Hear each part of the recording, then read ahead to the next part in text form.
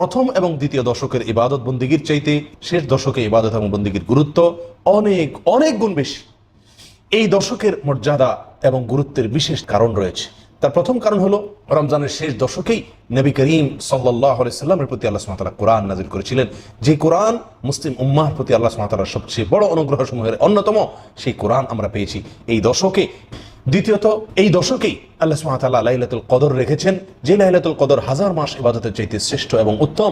যে লাইলাতুল কদর প্রসঙ্গে আল্লাহ সুবহানাহু ওয়া তাআলা কোরআনে কারীমে একাধিক জায়গায় আলোচনা করেছেন, যে সম্পর্কে আল্লাহ তাআলা একটি সূরা নাযিল করেছিলেন।